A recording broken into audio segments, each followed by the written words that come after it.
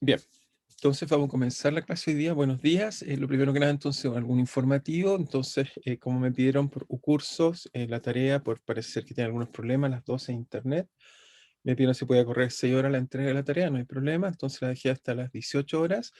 Y para evitar conflictos a las 18 horas, para que no tengan dos cosas al mismo tiempo, a las 18 horas voy a también subir el control 2. ¿Ok? Para que lo entreguen, por supuesto, mañana a las 18 horas. Esa es la idea, 24 horas. ¿Ok? Entonces, vamos a empezar la clase de hoy. Entonces, voy a hacer un pequeño repaso y después les pregunto si queda alguna duda de las cosas que hemos estado discutiendo, salvo que tengan alguna duda antes de comenzar la clase. ¿Estamos bien? No sé si tienen alguna duda, la pueden escribir por el chat por si acaso. ¿Eh? O lo pueden, por supuesto, también decir si es que quieran, como quieran, digamos. Entonces, estamos colocando, ok, la tablet. Entonces, voy a colocar también el chat por si acaso quieren hacer alguna pregunta por ahí. Entonces, al parecer no tenemos ninguna pregunta previa, entonces vamos a comenzar un poco lo que estábamos discutiendo, un poco la clase pasada, esto de la disfunción equipartición, que se ilustra entonces en esta imagen que vemos acá, que se mueve un poco. Entonces, ¿qué cosas estábamos viendo? Hace un pequeño repaso y que creo que fue interesante. Entonces, lo que discutimos fue lo que llamamos el teorema de equipartición. Entonces, este es un teorema muy útil porque en la práctica muchos problemas simples se pueden describir con este teorema de equipartición. Esencialmente, ¿qué nos decía este teorema de equipartición? Nos dice que si un grado de libertad, entonces grado de libertad en física, insisto, tratamos de darle sentido a alguna variable del sistema. O sea, tenemos muchas variables que escriben nuestro sistema físico y son las variables efectivas, digamos. Por ejemplo, si tiene un plano inclinado, en vez de ser un movimiento en un plano, es solo un movimiento en una curva, así que el grado de libertad sería la coordenada que describe moverse en el plano inclinado. A eso se refiere. Entonces, si un grado de libertad es separable, es decir, que la energía se puede separar, ¿no?, de las otras variables, uno puede aislar esa dependencia una de las otras, es separable, entonces es separable y además tiene que tener una cosa interesante, y su energía asociada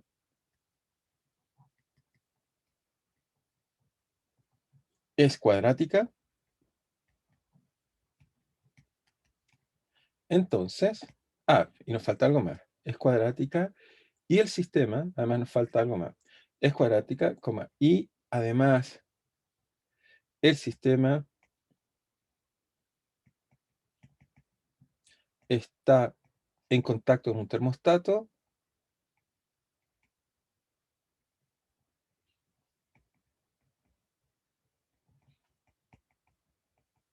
Entonces, termostato, entonces la energía media asociada a esa variable es simplemente un medio kT. ¿Ok? Un resultado muy, muy, muy interesante en ese aspecto. O sea, nos dice que la energía media siempre nos da un kT cuando tenemos una variable separable, un grado de libertad separable, además cuadrático, nos da este bonito resultado que dice que es kT. Entonces, la vez pasada les mostré varios ejemplos y voy a hacer un ejemplo más, digamos, para ilustrar esta idea, digamos, simplemente para que vayan pensando más. Y el ejemplo que voy a hacer es una última aplicación. Entonces, para tener un ejemplo más, aplicación. Entonces, vamos a considerar lo que llamamos o un modelo simple de un cristal líquido, o bueno, puede ser un gas isótropo, quizás gas isótropo o cristal líquido. Entonces, ¿cuál es la idea? Alguna vez por ahí les pregunté algo así. Es lo siguiente. Entonces, entonces hasta ahí no sé si alguien tiene dudas o preguntas, estamos claros, digamos. No sé si alguien tiene, estamos bien hasta ahí, no sé si alguien tiene alguna duda o pregunta el teorema de equipartición. De todas maneras voy a hacer un ejemplo, pero por si acaso. Todo bien por allá, muy bien. Entonces, la idea esencial, voy a hacer un ejemplo para ilustrar de nuevo cómo hacerlo y por qué es muy eficiente este tipo de idea. Entonces, imagínense, tenemos un gas, lo dibujamos, digamos, en un volumen, y esta vez mi gas no son partículas tan simples. Por ejemplo, podrían ser, voy a imaginarme como un cristal líquido, son como una especie de bastoncitos o arroz que están en distintas direcciones. ¿ok? Si quieren son moléculas muy alargadas, típicamente son moléculas orgánicas, por eso pueden ser bastante alargadas, y estas moléculas alargadas, digamos, que uno observa, entonces, entre ellas, por supuesto, colisionan. Por ejemplo, podemos sumar que la interacción entre ellas es muy débil, pero lo interesante es que, ok, tenemos esto entonces, es el tipo de gas isótropo que me estoy imaginando. Son varitas que están acá y entonces están interactuando unas con otras. Entonces, lo interesante es que uno pensaría, bueno, ¿cómo es la energía de esto? Entonces, primero, la energía, si quieren, de una sola partícula, energía de una partícula. Entonces uno pensaría, bueno, primero que nada está en algún lugar del espacio, así que tiene que tener su centro de masa y por lo tanto tiene que tener energía de traslación, que es simplemente la energía cinética del centro de masa, así que eso sería algo así como m masa total por d del centro de masa al cuadrado medios. Esa sería la primera, la primera cosa que deberíamos pensar, digamos. Entonces el sistema tiene entonces un centro de masa. Pero después, como son varitas, uno se pregunta qué es lo que puede hacer. Bueno, va a depender cómo sea. Por ejemplo, si las varitas, voy a hacer aquí un zoom, es muy delgada, por ejemplo, casi una cosa así. Entonces, vamos a ver que esto puede, por supuesto, rotar. ¿Ok? Puede rotar igual si quieren como mi lápiz, puede rotar así, o la otra cosa en la otra dirección. O también podría rotar en torno al eje. ¿Ok? Entonces va a depender cómo sea eso. Entonces aquí vamos a colocar una energía asociada a la rotación que es simplemente el tensor de inercia. Si lo escribo si lo escribo en los ejes principales, supongo que conocen la idea de los ejes principales, son simplemente en aquellos ejes que uno puede escribir y diagonalizar el tensor de inercia. Y entonces, al escribirlo así, esto me va a quedar algo así como el tensor, que en principio, o sea, la energía un poco más complicada, energía de rotación, es algo así, tiene que ver con I, entonces es I por omega al cuadrado, eso es el tensor de inercia, y aquí debería haber un IJ y J, digamos, tiene que ver con las frecuencias, la dirección I, la frecuencia de dirección J.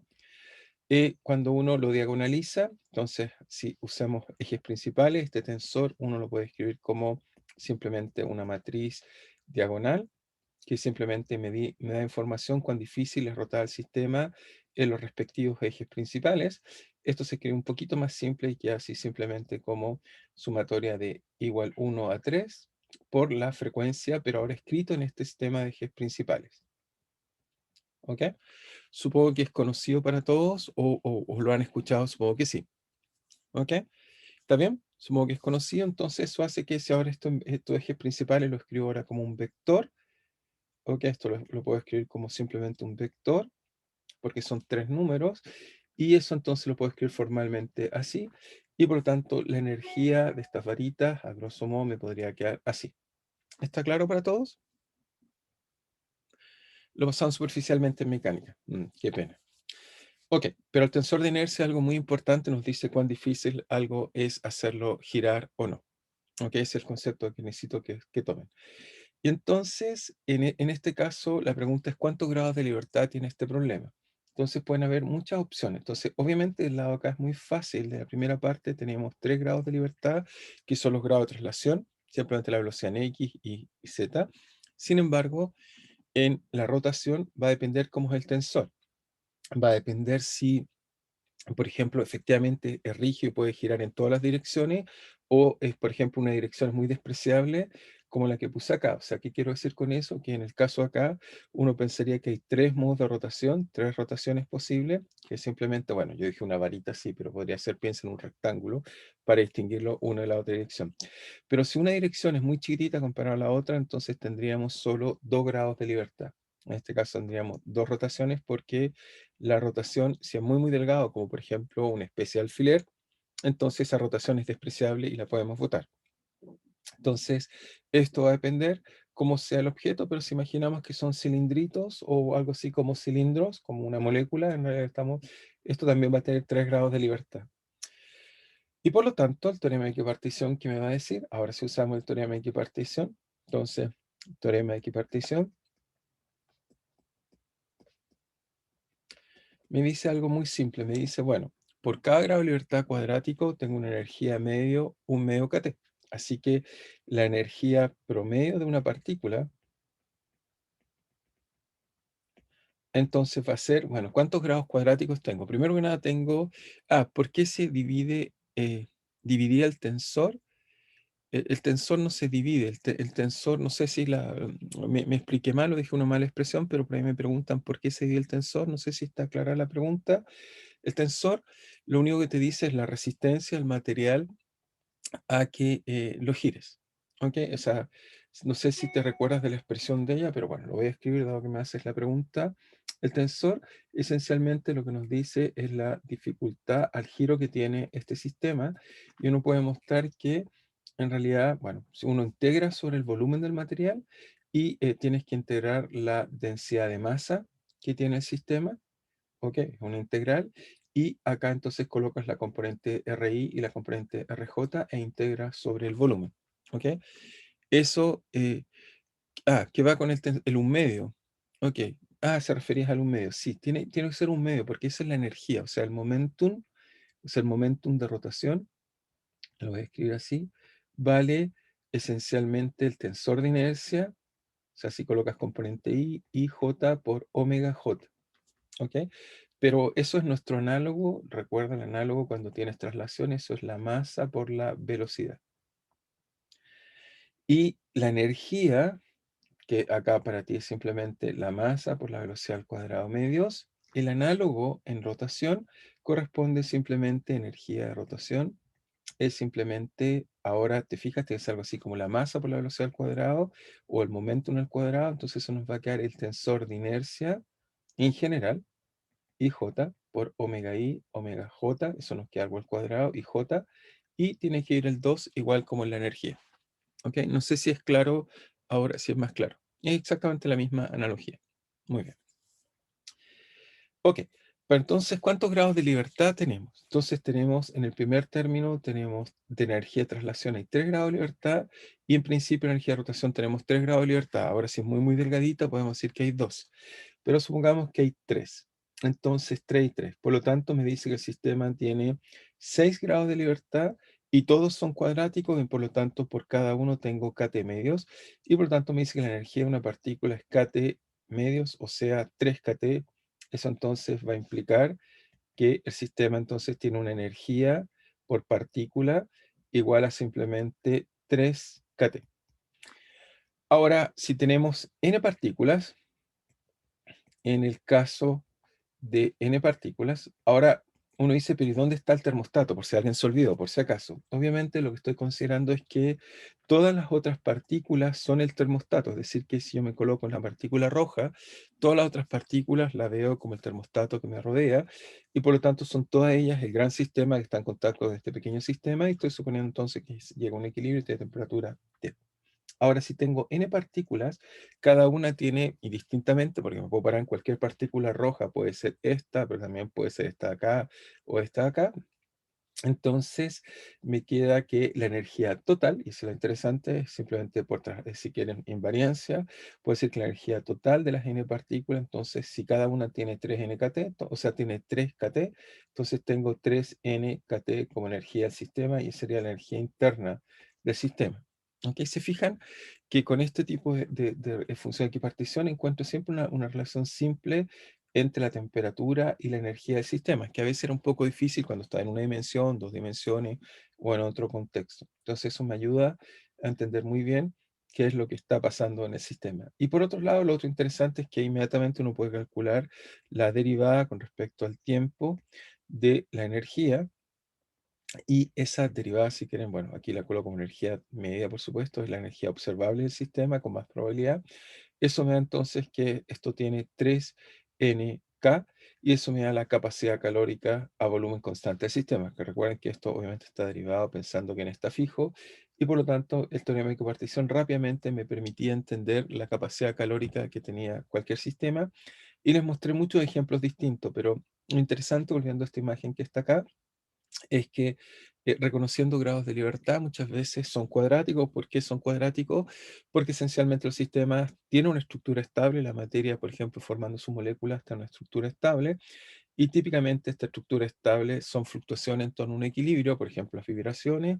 Lo único que tendría es simplemente la traslación, Después uno diría, bueno, uno calcula los modos propios de oscilación del sistema y van a ser todos esos modos propios los que me va a permitir típicamente, todos podemos aproximar simplemente con pequeñas perturbaciones en torno a equilibrio y por lo tanto podemos ver que los modos propios son cuadráticos y ahí podemos usar nuestro teorema de equipartición, el cual a su vez nos va a permitir entonces, usando este teorema de equipartición, es contar fácilmente la capacidad calórica.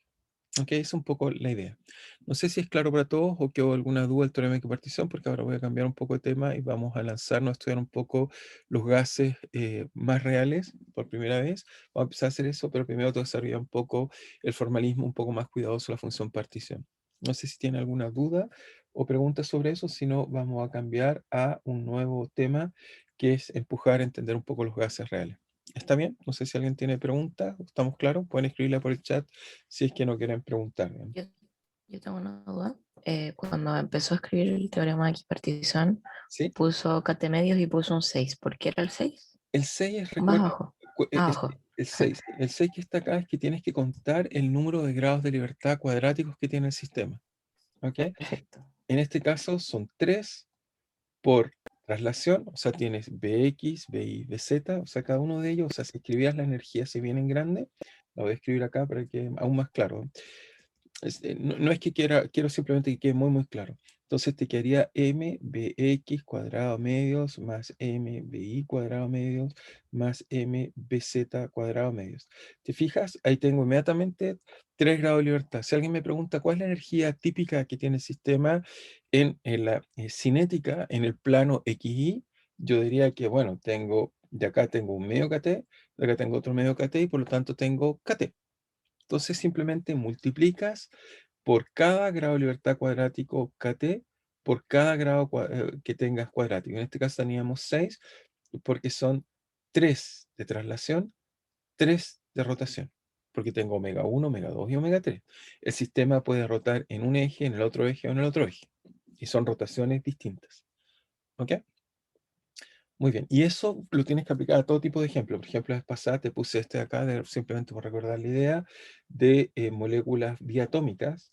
Y las moléculas diatómicas, digamos, tienen la gracia de que además de tener traslación, vibran. Entonces, en ese caso, también toma en cuenta el hecho de que las moléculas puedan vibrar. ¿Ok? Entonces, ¿qué hice ahí? Calculé la energía cinética que tiene cada partícula. Esta acá tiene 3 grados de libertad, esta tiene 3 grados de libertad.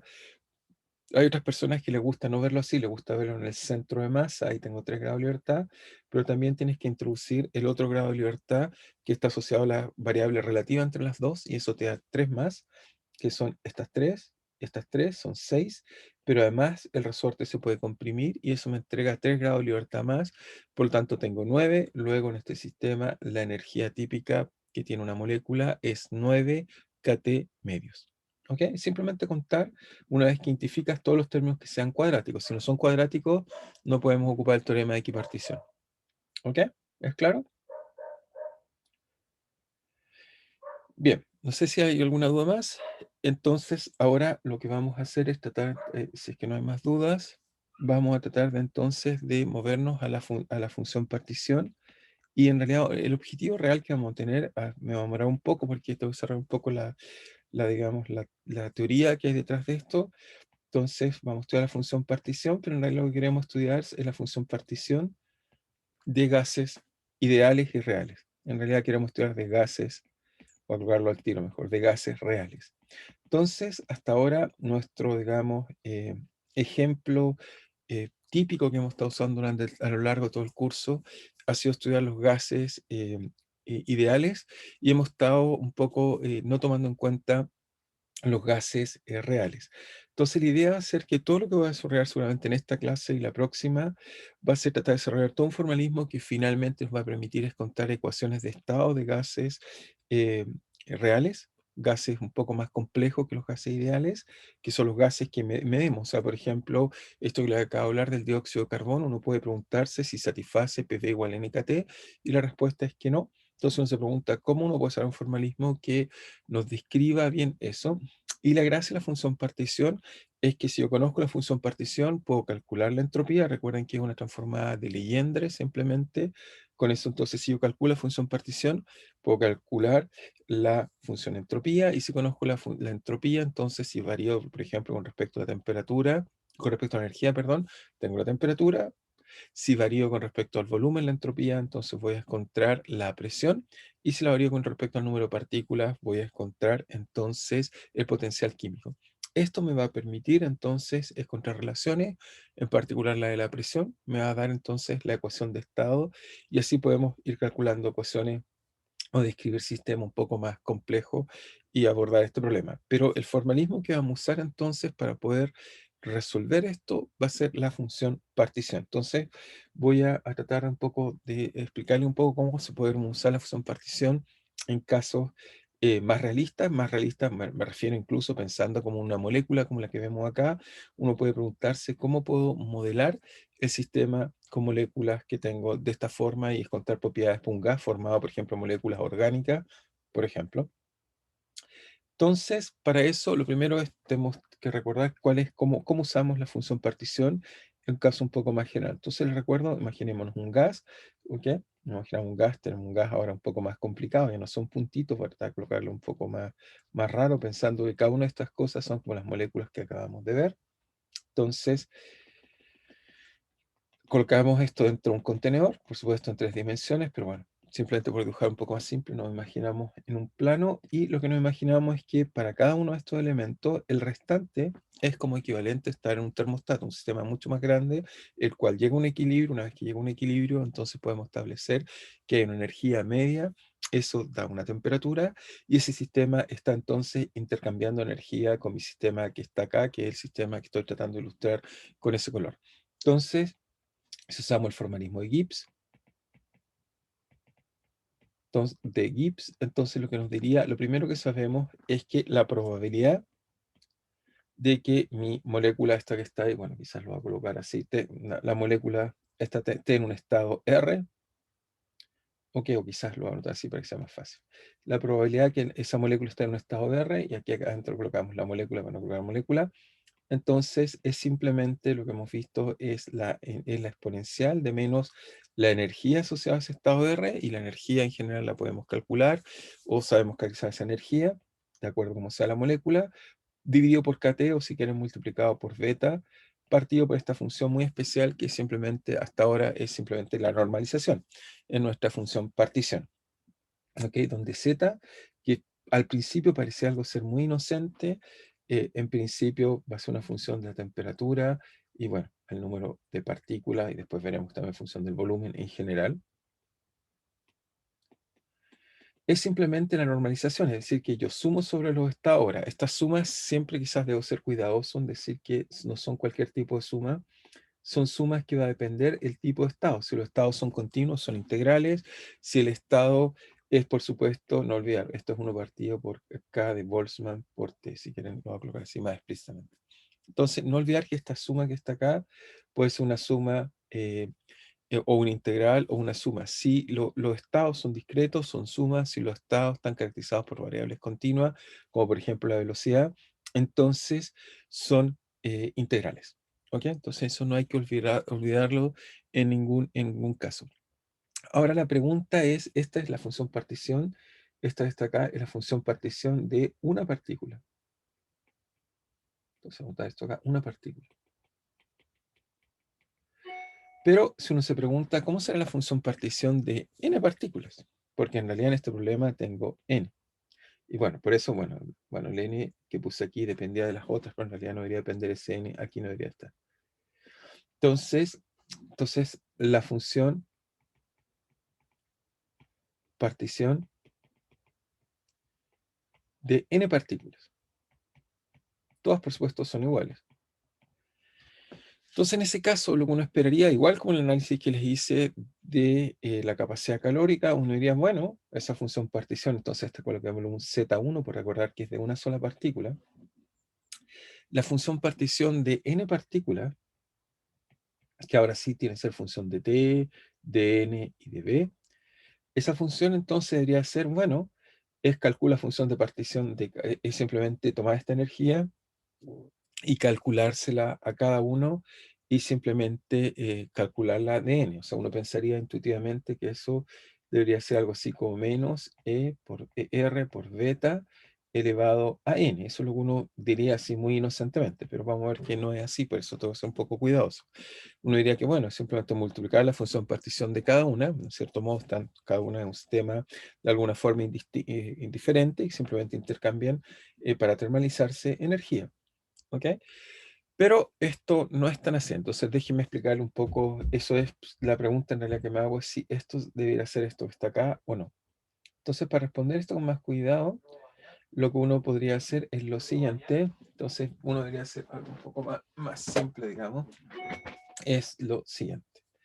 Es que en realidad, entonces, la función partición no debería ser así, sino que debería ser en general.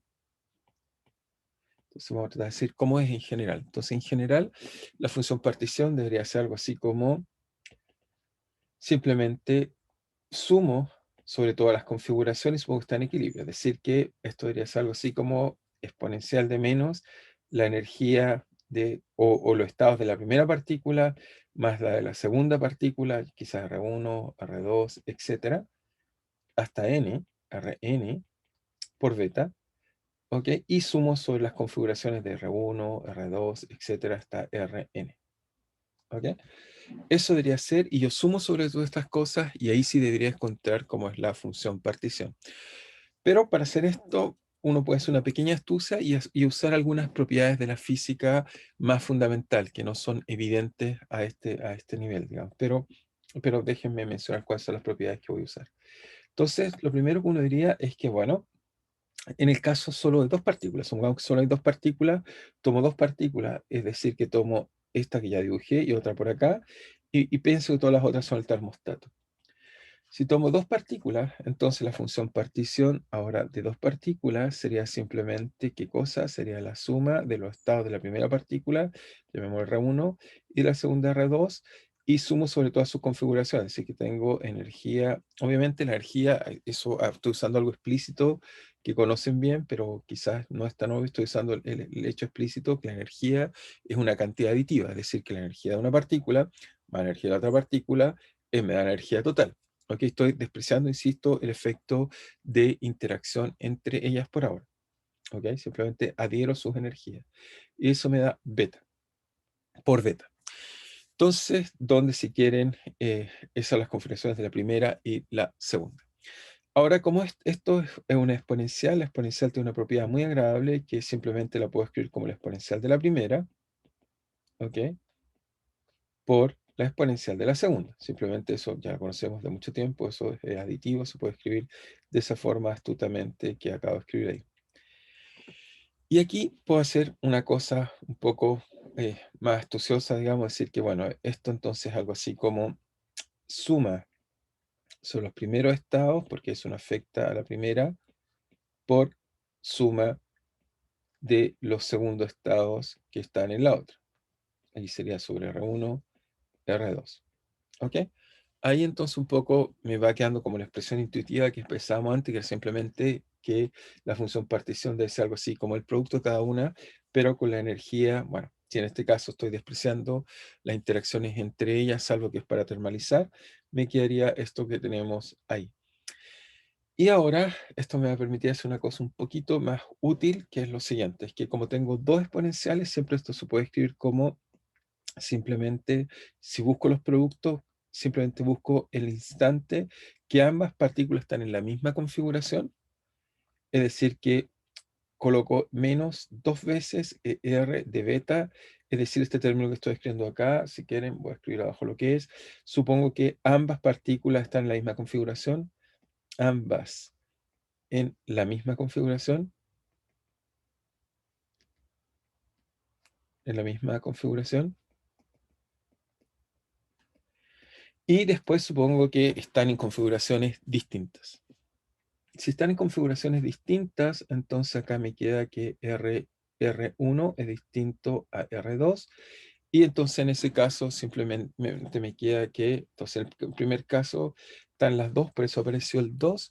Y en el segundo caso, como tengo este caso que está acá, entonces me queda exponencial de menos ER1 más ER2, pero ambas están en distintas configuraciones. Entonces, este caso acá, en distintas configuraciones.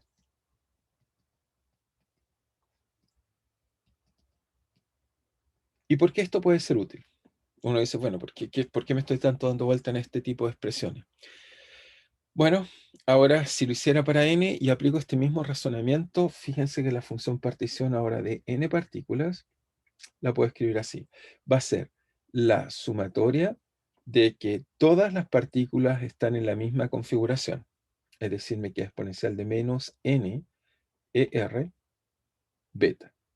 Más, después me va a quedar que voy a suponer que al menos n-1 están en la misma configuración y hay otra en otra configuración. Es decir, que aquí tendría que tener una cosa así como R1, donde están las n, supongo, en esa configuración, así que me queda exponencial de menos n-1 por ER, beta, más hay otra configuración, llamémosla ER2 por beta, que sería la otra configuración donde R1 es distinto a R2, más, etcétera, después que hayan n-2 y 2 en otra configuración, etcétera, etcétera, etcétera, puedo ir haciendo este mismo análisis hasta la última, que es la cual todas están en configuraciones distintas. La última tengo la que tengo más índices, tengo R1, R2 hasta Rn, porque la última supongo que todas están en distintas configuraciones, es decir, que aquí R1, RI tiene que ser distinto de RJ. Nunca puedo tener una configuración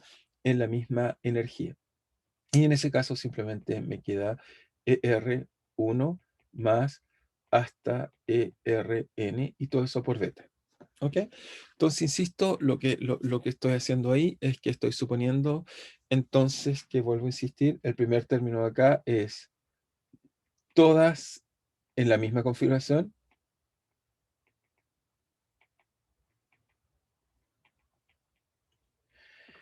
En el último, bueno, ya está acá, entonces un poco raro, nos quería que aquí hay n-1 en la misma. Y este último término me dice que todas en distintas configuraciones.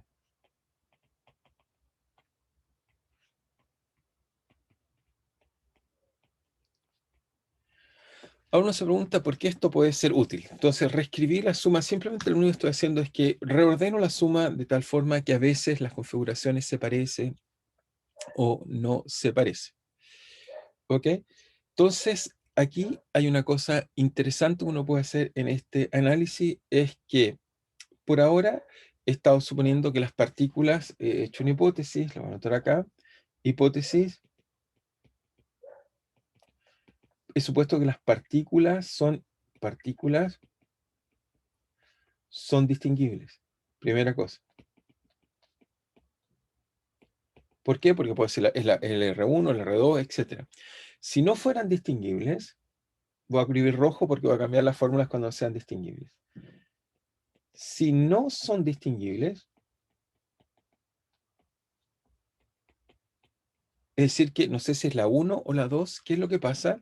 Que en realidad, cuando hago esta suma, tengo que tener cuidado que no soy capaz de distinguir la una con la otra, porque en realidad lo que llamé R1, R2, no es igual. Es decir, que acá, si es que fuera no distinguible, esta fórmula acá, lo único que cambiaría es que además debiera colocarle un medio. Es un medio, solo viene si es que las partículas son distinguibles, indistinguibles, perdón. No son distinguibles, es decir, diríamos que la palabra correcta diríamos que son indistinguibles. Si las partículas son indistinguibles, es decir, no las puedo diferenciar, no sé, simplemente es porque tengo falta de información del sistema, o sea, tengo dos partículas que son iguales, me tapo los ojos, evolucionan, y después no sé si esta era la que ya había llamado roja y esta verde, porque son iguales, no tengo cómo saberlo. Y, y uno dice, pero ¿por qué usted no lo va a saber? Bueno, la razón profunda por la cual no lo voy a saber es que muchas veces esto ocurre a escala atómica y en esa escala atómica los átomos son iguales y por lo tanto no los puedo etiquetar. Y para poder etiquetarlos necesitaría estar monitoreándolos todo el tiempo para saber qué es lo que pasa. E incluso cuando colisionan y salen, no sé si salió el de la izquierda o el de la derecha. Entonces, eso es una restricción real hay muchos problemas microscópicos de interés, ¿ok? Los átomos.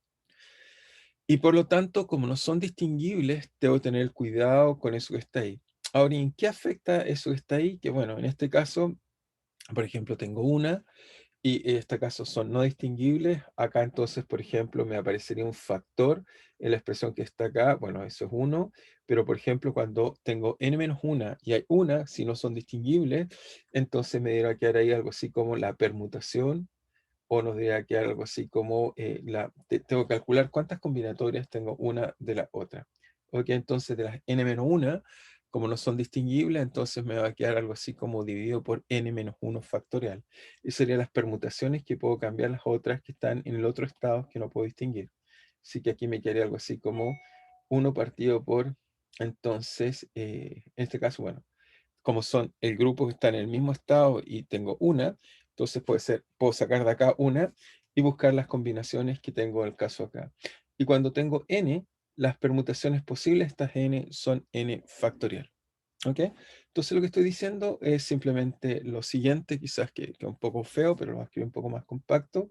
Lo que estoy diciendo es que si son indistinguibles, que en muchos casos realistas es el caso, ¿ok? Obviamente no lo tienen que decir, pero en muchos problemas de verdad, digamos, que uno quiere estudiar átomos, no puedo distinguir un átomo de otro átomo. Así que, entonces, la función partición de n partículas, a priori, si quieren, va a ser esta suma donde todas tienen el mismo estado, ¿ok? Exponencial de menos beta r por n, beta ER, perdón, me faltó el ER, ER por n, más, etcétera, etcétera. Y el último, el que me va a interesar. Ahora a ver por qué el que me va a interesar este de acá. Este n factorial es por las permutaciones de esta n partícula. Ahora tengo permutaciones de dos partículas, por eso n un medio.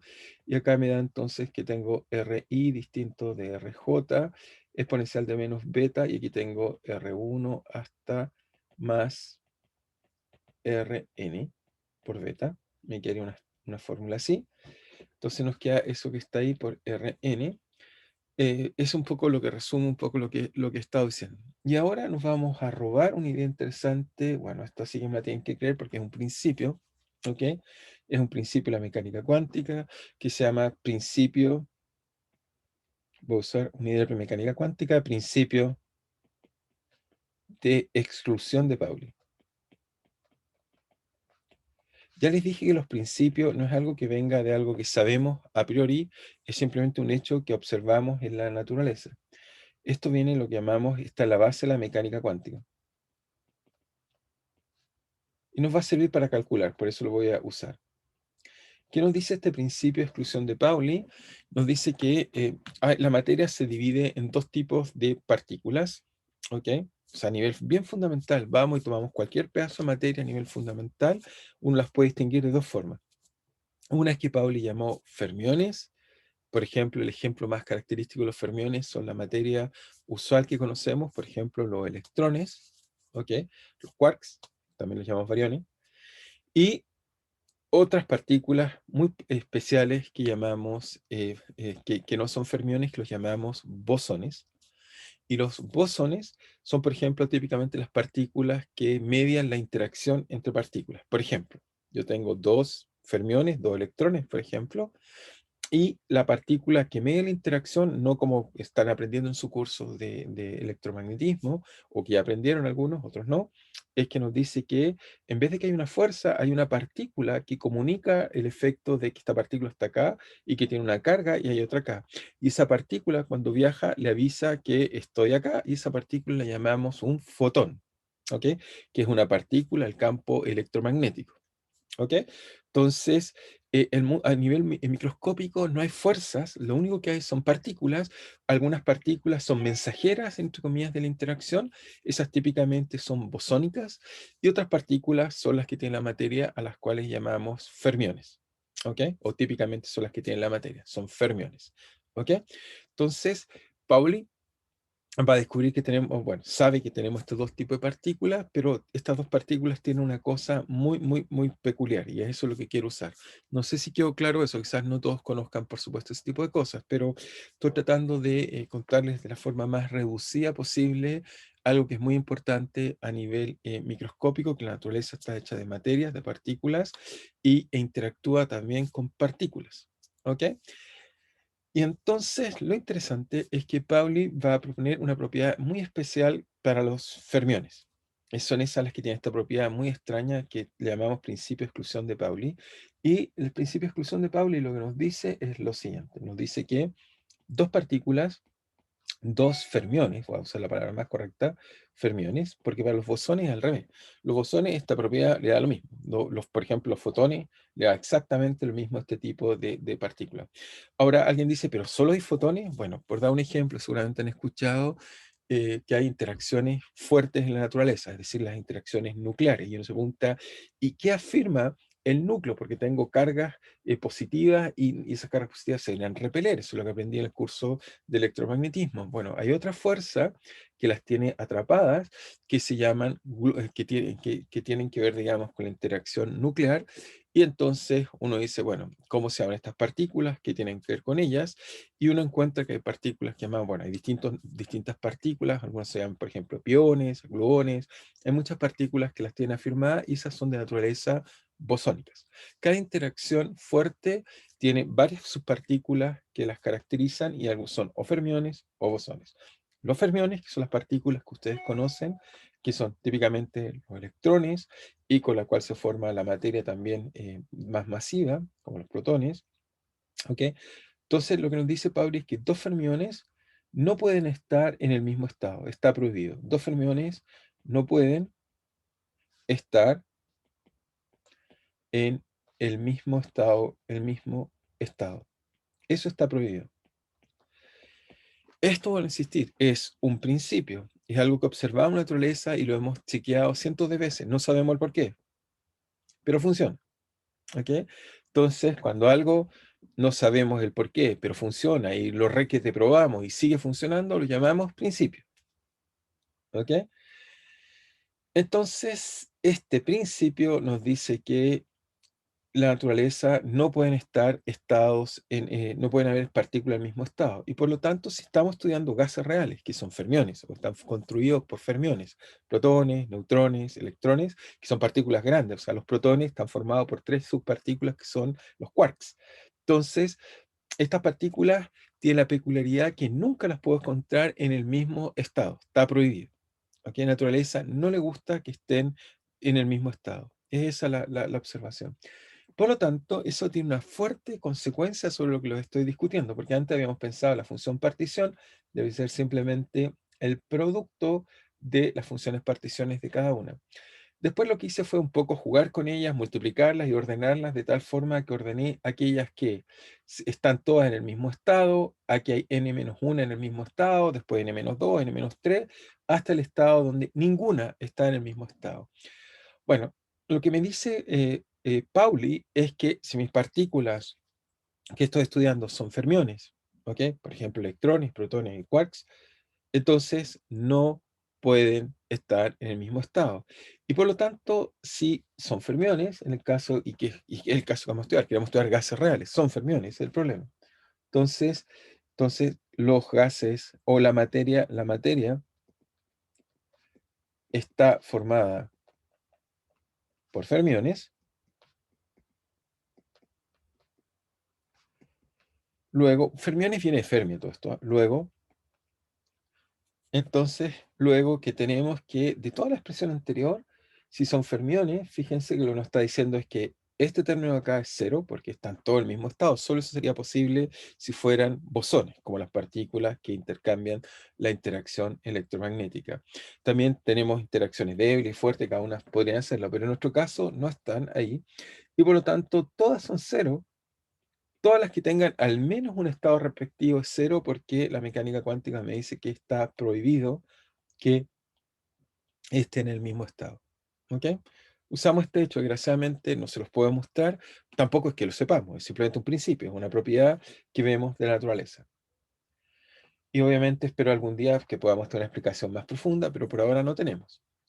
Y por lo tanto, esto nos dice algo interesante, nos dice algo inesperado, nos dice que la función partición de n partículas indistinguibles, que no sé cómo están. Vuelvo a insistir, eso tiene sentido de un punto de vista microscópico porque yo no puedo monitorear. Yo sé que a nivel macroscópico ustedes dicen, bueno, salgo a la calle y no sé, por ejemplo, quiero monitorear el tráfico. Ese auto es rojo, ese es verde, ese auto tal marca, ese de otra marca, y los puedo seguir.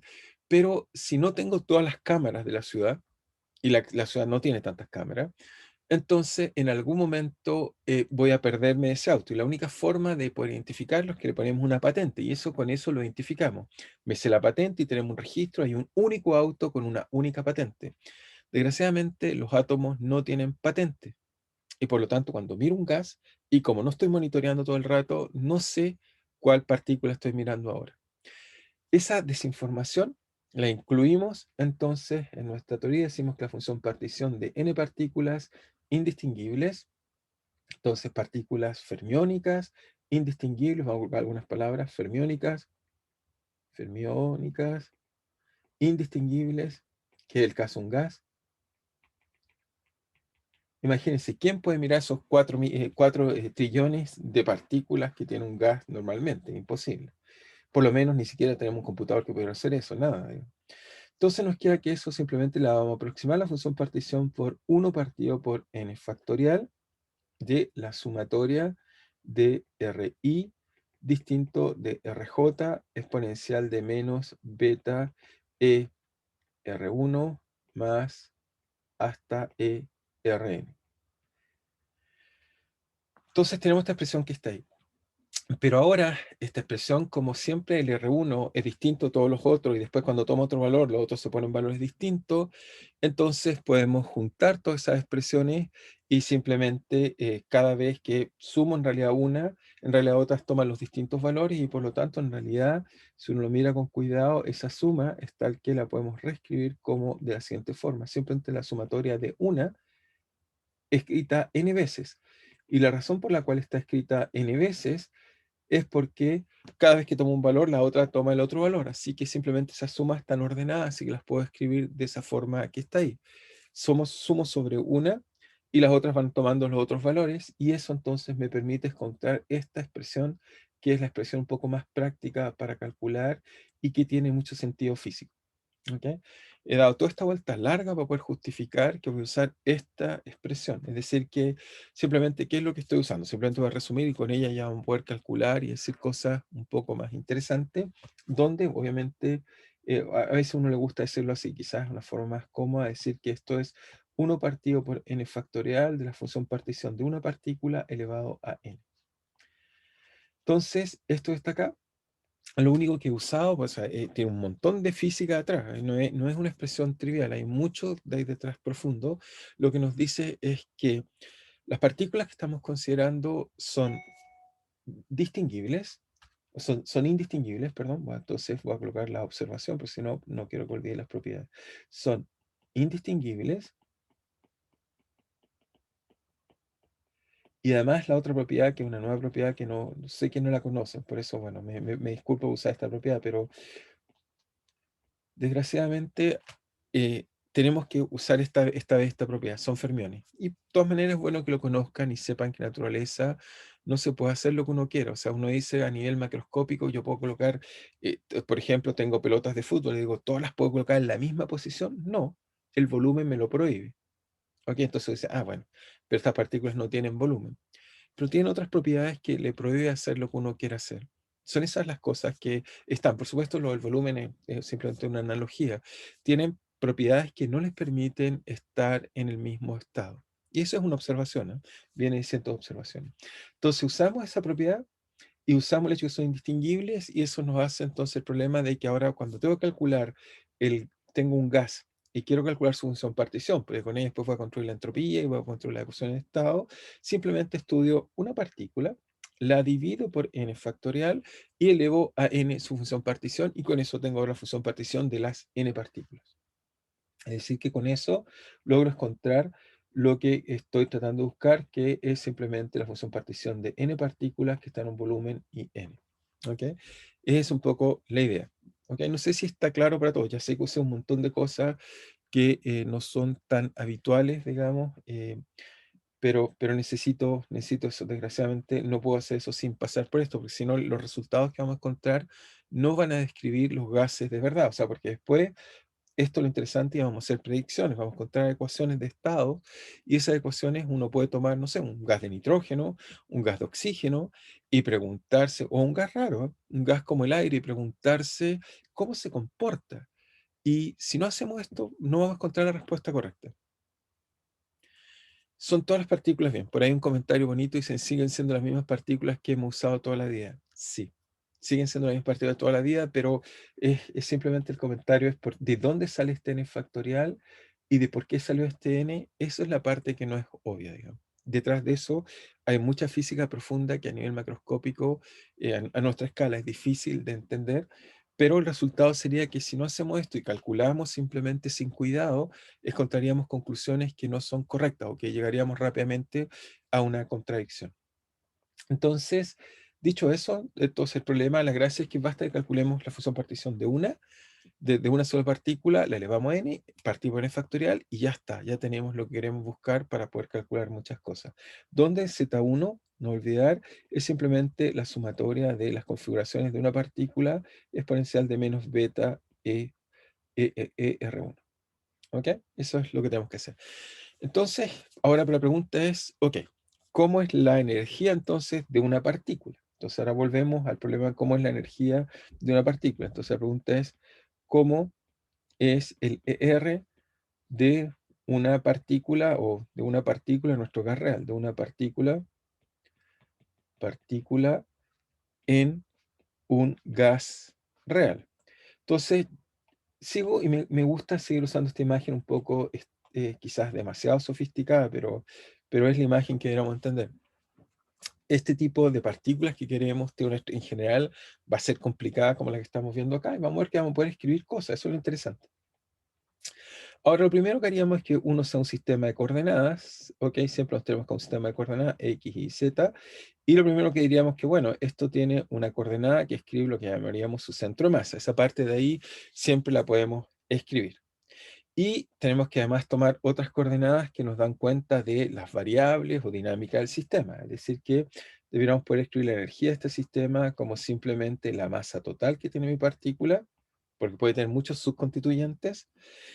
Esto entonces en general va a tener la velocidad del centro de masa y además vamos a tener una energía que, bueno, quizás debería llamarla, usamos mucho, quizás usar V, como les gusta usar quizás, como lo usan siempre, V. Hay una energía potencial, llamémosla interna. Esta energía potencial interna, ok, donde quizás la primera parte es fácil, la segunda un poco más complicado, este V interno, vamos después a tratar de modelar, da cuenta de qué? Da cuenta de las oscilaciones o vibraciones, porque el sistema tiene vibraciones como la que están viendo ahora. Da cuenta de también, por ejemplo, de qué cosas, densidades de carga. Eso es toda la química. Toda la química pasa de entender cómo está la distribución de carga y cómo interactúa esta con otra, densidades de carga. También estas moléculas tienen estructura al interior, también tiene que ver su energía nuclear, etc. Todo lo que tenga al interior lo estamos metiendo en esta expresión que está ahí. ¿Ok? Y bueno, vamos a tratar de modelar lo que más podamos el sistema, pero esa energía está ahí. ¿Ok? Entonces, este B interno da cuenta de esta energía interna que tiene el sistema. Entonces, nuestra función partición de una sola partícula, por ahora tiene si quieren, si uno quisiera escribirla, entonces tiene la sumatoria sobre los estados de qué? De una parte que es la energía cinética, entonces colocamos beta, que es la energía cinética, es mb centro de masa al cuadrado medios, más una parte que tiene una energía interna que tiene que ver con todo lo otro que no sabemos, o que va a depender del problema que queremos estudiar. Por ejemplo, si alguien quiere estudiar un vapor, el vapor, un gas de agua, y entonces uno dice, bueno, las moléculas de agua son esencialmente una molécula que uno puede modelar como un centro pesado, que es el oxígeno, y dos moléculas o sea, dos átomos muy chiquititos son el hidrógeno, y uno modela, por ejemplo, que esto vibra, y uno trata de entender cuáles son los modos de energía interna que tiene, dominantes, uno los toma en cuenta y con eso podemos después tratar de entender qué propiedades tiene el vapor, cómo por ejemplo se comporta el vapor con función de la presión, la temperatura y otras propiedades que podamos encontrar. Entonces ahí hay que tomar en cuenta esa parte que nos va a interesar. Entonces, lo interesante de la función partición hasta ahí, si sigo operando con ella, entonces puedo separarla en aquellos grados de libertad, en este caso, que tiene que ver con la parte cinemática, voy a colocarle acá, cinemática, traslación, y los grados de libertad interno no tienen que ver con eso, o sea, el sistema se mueve y los grados de libertad interno un poco le da lo mismo eso, así que puedo separar esta parte acá, que es la energía cinética, entonces si quieren así, y puedo colocarlo por una parte de los grados de libertad internos, llamémoslo R interno, y eso me queda exponencial de menos beta b interno. ¿Ok? Es decir, que la función partición de una sola partícula la puedo simplemente escribir como su función partición de una partícula asociada a la parte traslacional, y tenemos otra parte de la función partición asociada a sus grados de libertad interno. ¿Ok? Esta parte de acá simplemente lo que estoy haciendo es que esta parte de acá la coloco acá y esta parte de acá la coloco acá.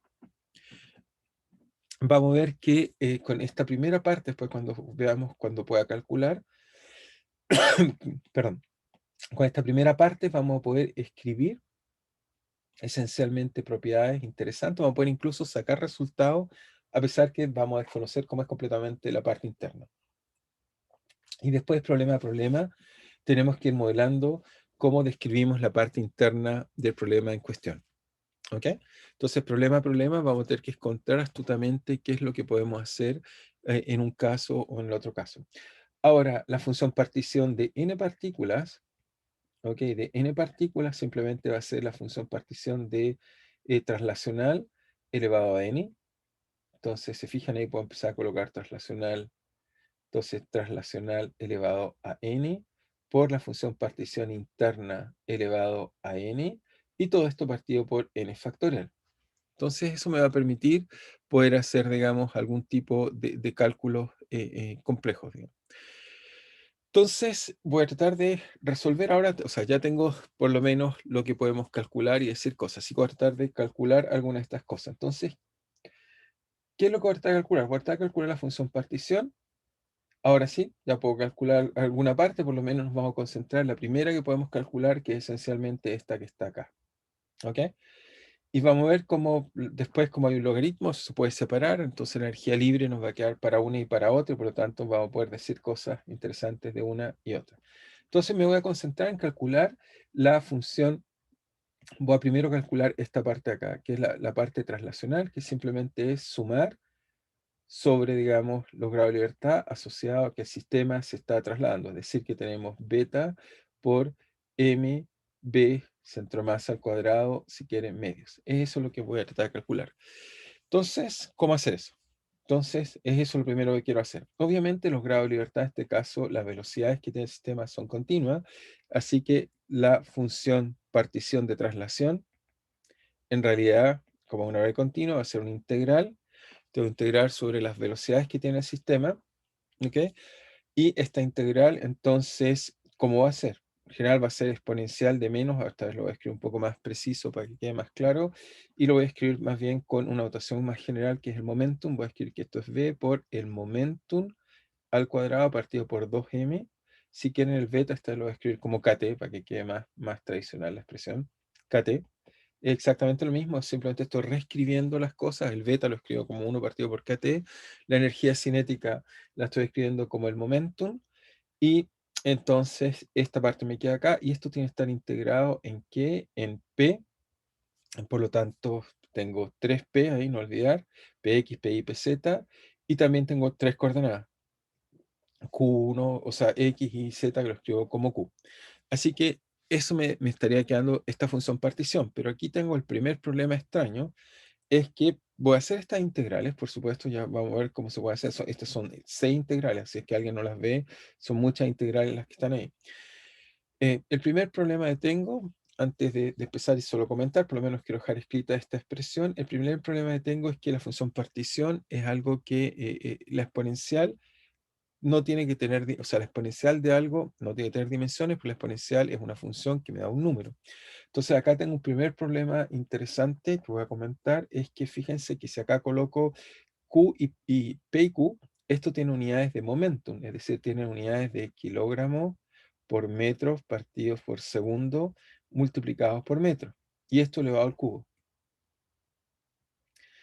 Entonces, aquí tengo un problema, porque la función partición no tiene que tener dimensiones, un número, es una normalización. Entonces, tengo que colocar alguna constante que no, la física no va a cambiar, pero tenga una constante ahí que deje esto dimensional. Entonces voy a colocar una constante que tiene unidades de kilogramos, metros cuadrados por tiempo por segundo. Esto es lo último que voy a comentar, pero solo quiero comentar esto. ¿Y cuál es esa unidad interesante? Bueno, la unidad interesante tiene un nombre, voy a colocar una constante que no va a afectar la física, pero va a ser muy interesante la discusión. Y ahí empiezo a relacionar el mundo macroscópico con el mundo microscópico. Es una constante que tiene un nombre, se llama constante de Planck, que entonces esta es una constante, es un número, pero lo interesante tiene dimensiones de energía por tiempo. Esto se llama constante Planck. Ya voy a terminar, solo quiero colocar la dimensión de esto y estamos listos. Constante Planck. Y esto como tiene dimensiones de energía y tiempo, fíjense que esto tiene dimensiones de ¿qué? Tiene dimensiones de energía, eso es kilogramo, metros cuadrados partido segundo cuadrado por tiempo, eso es segundo. Por lo tanto, esto tiene dimensiones de kilogramo, metro cuadrado partido por segundo. Así que esto me dice que, y voy a escribir esta última fórmula, que esto yo podría, para que me quede algo sin dimensiones, porque es una constante, no puede tener dimensiones físicas. Entonces tiene que ser MKT. Lo voy a dividir por esta constante que no va a cambiar en nada los resultados físicos, pero simplemente es una constante fundamental. Esta es de las constantes fundamentales que tenemos en la naturaleza, como la velocidad de la luz. Y esta constante es simplemente un número que voy a colocar acá, elevado al cubo, y voy a usar esta fórmula para calcular. Podría colocar otra constante, pero esta es la única constante que conocemos que tiene fundamental en la naturaleza, que tiene dimensiones de energía-tiempo, y por lo tanto la voy a ocupar ahí como simplemente una constante. La profundidad de esto es porque simplemente por análisis dimensional es que esa constante tiene que ir ahí y esto empieza a dar un poco más sentido profundo a las cosas, es que me empieza a decir que hay algo profundo en la mecánica cuántica que aflora en nuestro mundo, pero simplemente todos los resultados que encuentre este H barra va a desaparecer y por lo tanto no me voy a dar cuenta de él. Entonces, pero lo voy a dejar ahí, simplemente es porque esa es la constante que tiene que ir por razones fundamentales e importantes de la naturaleza. Naturaleza, uno no puede, si esto tiene dimensiones de algo, tiene que haber algo relevante con esas dimensiones. Y ese algo relevante es la constante de Planck, que con algunas otras constantes, como la constante de gravitación, la velocidad de la luz, son constantes que son muy importantes en la naturaleza. ¿Ok? Pero lo vamos a dejar ahí. Y lo que voy a hacer la próxima clase es calcular esto. Y con esto voy a derivar por primera vez, por ejemplo, la ecuación de gases ideales. Si solo tengo esta parte que está ahí, me da gases ideales. Y después voy a tratar de ir mejorando y mostrándoles cómo uno puede obtener otras cosas más complejas.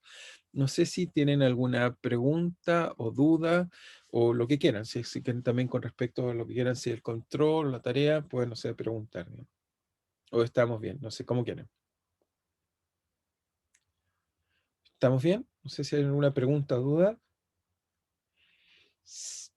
Ok, quedó todo bien. Sí, yo lamento un poco, hoy día fue un poco bien técnica la derivación de esto, es porque traté de ser lo más delicado posible, porque en realidad hoy, en realidad, debo ser honesto, les enseño muchas cosas que salen un poco del mundo clásico, que ya no tiene sentido, bien del mundo cuántico, pero como después queremos comparar con cosas que podamos medir, es necesario colocarlo. Y no me gusta que aparezcan solo, bueno, prefiero usar al menos principios que sabemos que son verdades y no encontrar reglas que después tenemos que buscar otros principios como parche, entre comillas. Prefiero simplemente decir, principio de Pauli es algo muy importante en la naturaleza y tiene un rol muy, muy importante en nuestra vida cotidiana, que bueno, ya lo aprenderán en el futuro, espero.